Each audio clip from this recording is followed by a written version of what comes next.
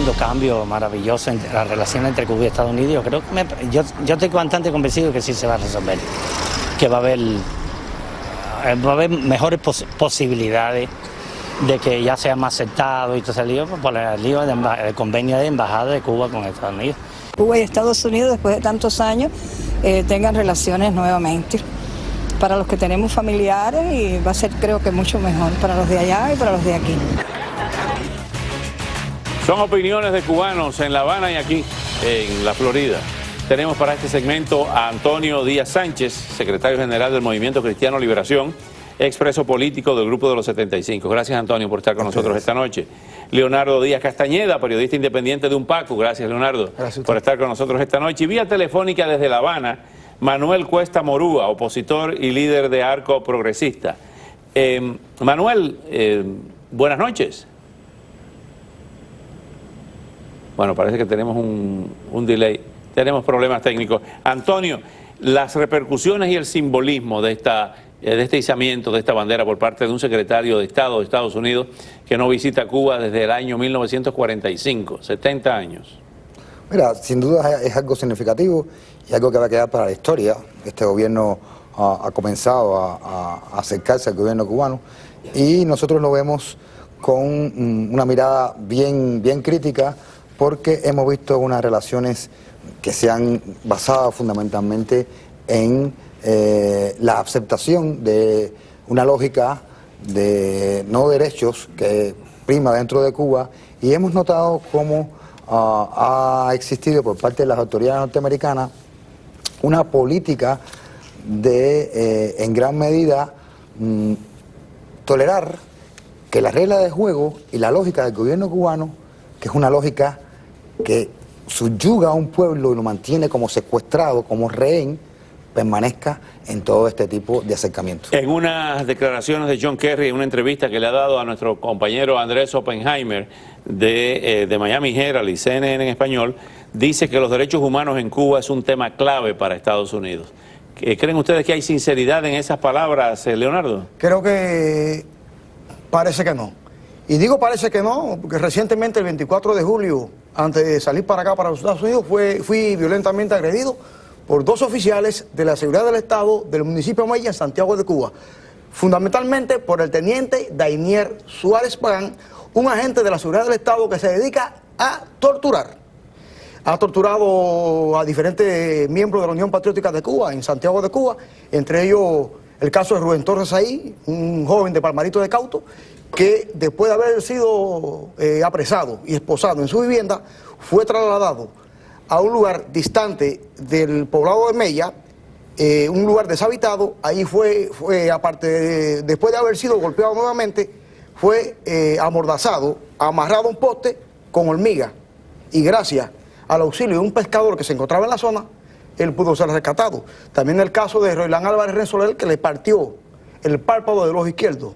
Esto lo vienen haciendo. Es decir, que por un lado se sientan a conversar el gobierno norteamericano, hablan de derechos humanos, y el régimen cubano, la tiranodinastía castrista, sigue incrementando la represión, la tortura y todo tipo de actos hostiles contra los miembros, no solamente ya de la Unión Patriótica de Cuba, de la oposición, sino también contra miembros de la sociedad civil en general. Ahora bien, Antonio. Oscar, yo quisiera solo acotar, yo aplaudo esas palabras del canciller de Kerry, yo las aplaudo, pero le diría también a Kerry, obras son amores, no buenas razones. No nos basta con que a las damas de blanco las repriman y al otro día el vocero del Departamento de Estado diga que existe preocupación o que condena. Eso es mera palabrería. El hecho real es que se están acercando a los golpeadores y a los torturadores. El tema de como política de Estado de los derechos humanos, evidentemente que surge en la administración Carter con Severino Brzezinski, posteriormente es continuada, ampliada por el gobierno del presidente Ronald Reagan. ¿Qué quiere decir esto? Que las prioridades y los intereses de Estados Unidos de un acercamiento desde el punto de vista económico y movimiento histórico para volver a darle el abrazo de un oso polar a Cuba, a la isla, y reinsertarla en el capitalismo, se prioriza más allá de esa política de derechos humanos? Evidentemente estamos quizás en el entierro de una política de solidaridad con los pueblos víctimas del comunismo. Estamos presenciando quizás el velorio o el entierro. Hay un hecho real y hay un hecho concreto. Cuando se produzca el levantamiento del embargo, las compañías americanas y el capital americano va a entrar dentro de Cuba, y no va a entrar dentro de Cuba a hacer una sociedad con el pueblo de Cuba, va a entrar dentro de Cuba, eso lo establece la ley cubana, a hacer una sociedad con el gobierno cubano, de manera que por primera vez en medio siglo van a ser socios comerciales, inversores norteamericanos y gobierno tiránico, de manera que los intereses norteamericanos serán aliados del gobierno cubano y por tanto el gobierno cubano y el gobierno norteamericano tendrán por primera vez intereses comunes que los Estados Unidos muy legítimamente esto van a defender con la garantía de una estabilidad. El Keep Cuba Quiet, como decía Magoo y Leonardo Wood.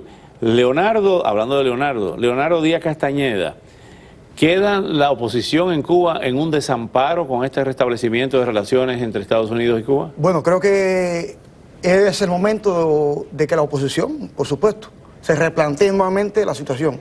Y recordando a Martí, es la hora del recuento junto y la marcha unida. Creo que la inmigración cubana, la oposición cubana en el exilio, todo cubano, independientemente de la manera que piense, que solamente camine Cuba desde la punta de Maicí hasta el Cabo de San Antonio y vea su patria destruida como la está tras 56 años de férreo gobierno dictatorial de extrema izquierda, creo que es la hora de unirse y apoyar, porque estar en Cuba hoy haciendo oposición hay que ser héroe. Vamos a ver a un grupo de exmilitares, de militares en retiro cubanos, inclusive algunos espías, solidarizándose con lo que ha hecho Estados Unidos en la administración del presidente Obama con relación a Cuba y el gobierno de Raúl Castro. Pero este proceso de normalización va a ser un proceso largo, complejo. Hay temas muy complejos como el tema del bloqueo. Mientras existe el bloqueo no se puede hablar de una normalización de relaciones. Mientras exista Radio Martí y Telemartí tampoco.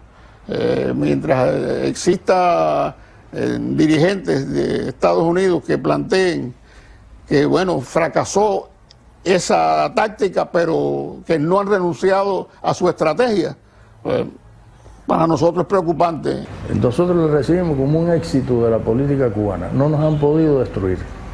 Ahora van a utilizar lo que le dice el carril luz. Está bien, ellos van a venir aquí utilizando precisamente los problemas económicos que tenemos, lo van a utilizar, evidentemente van a tratar de captar gente, etc. Pero nosotros también le podemos enseñar muchas cosas a ellos. Ese es un antiguo jefe del espionaje cubano, José Bouahassán. Restablecimos contacto con Manuel Cuesta Morúa. Manuel, ¿estás ahí?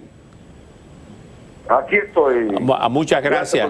Gracias a ti. Manuel, tu lectura de lo que va a ocurrir dentro de algunas horas en lo que fue la sección de intereses de Estados Unidos en La Habana, con el izamiento de la bandera, de las barras y las estrellas por parte de John Kerry, el primer secretario de Estado que viaja a Cuba en 70 años, desde 1945, y la pregunta es si la oposición y la disidencia en Cuba queda en una especie de desamparo ante el restablecimiento de estas relaciones.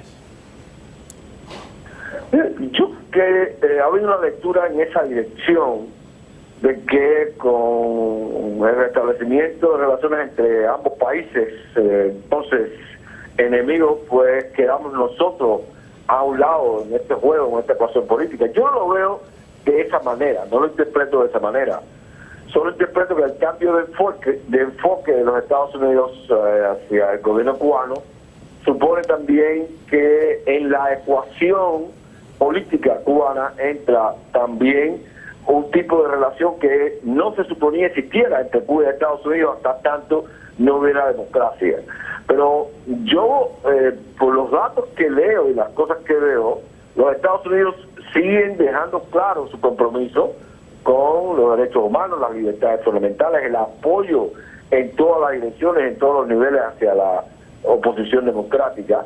Lo que sucede es que ya no se supone que para que el reconocimiento de la democracia en Cuba sea eficaz o sea efectivo según la vieja política norteamericana, no se supone que eso pase por la permanente enemistad entre los dos estados, sino que ahora los Estados Unidos ensayan otro enfoque. Pero los intercambios, el apoyo, el trabajo, la comunicación entre funcionarios norteamericanos continúa. dentro y fuera de Cuba.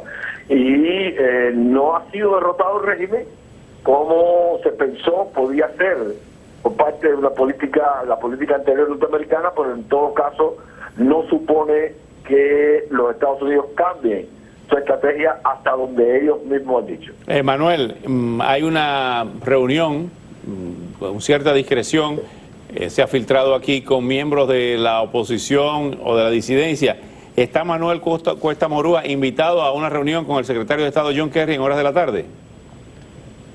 Efectivamente sí, a las 4 de la tarde más o menos debe efectuarse ese encuentro en la residencia de lo que sería ahora el encargado de negocios de la embajada de Estados Unidos en Cuba.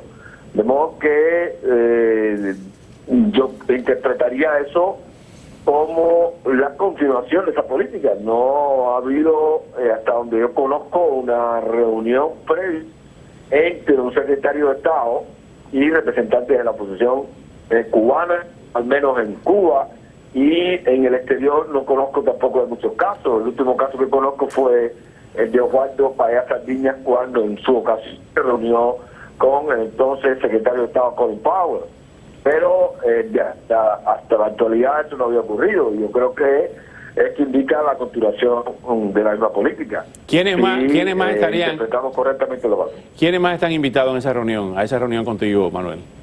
Hasta donde conozco hay invitados, está Marta Beatriz Roque, está Antonio Rodiles, Elizardo Sánchez, Miriam Leiva, Berta Soler, también está invitada la abogada Larissa Diversen, quien le habla, y creo que Dagoberto Valdés, Reinaldo Escobar, Giovanni Sánchez y un más que ahora no logro recordar. Manuel, como siempre, muchísimas gracias por estos minutos y estaremos dándole seguimiento a esta información. Antonio Díaz Sánchez y Leonardo Díaz Castañeda estaremos en vigilia informativa con el caso de Cuba. Gracias por venir.